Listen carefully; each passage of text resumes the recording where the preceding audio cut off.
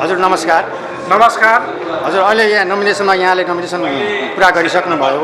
हजुर। अब यहाँसम्म आइसक्नु अब यहाँका प्यारा जुन जनताहरू छन् जनताहरूलाई यहाँ के भन्न चाहनुहुन्छ, के आशा राख्नु भएको छ, के अपेक्षा राख्नु भएको छ? नमस्कार। सर्वप्रथम त हजुरलाई धन्यवाद।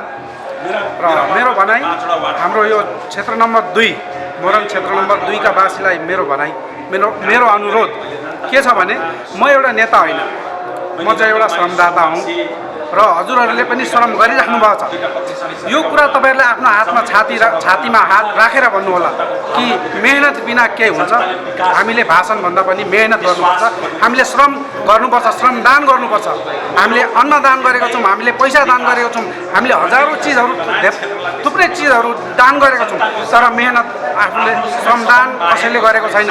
हाम्रो यो नेपालमा पहिलो मान्छे हुनुहुन्छ उहाँ हक्क साम्पाङज्यू र श्रमदान गर्नुभएको छ र हामीले पनि श्रमदान गर्नुपर्छ। हामीले नेपाल बनाउनुपर्छ, श्रमदान गरेर बनाउनुपर्छ। हामीले पैसा भाषणले हुँदैन, भाषणले धेरै भयो। हामीले आजभन्दा लगभग 20-25 वर्ष अगाडिदेखि नै हो भाषणकै पछाडि लागेर हामीले कुदेको हो, भाषण सुनेर हामी यत्रो भएको हो।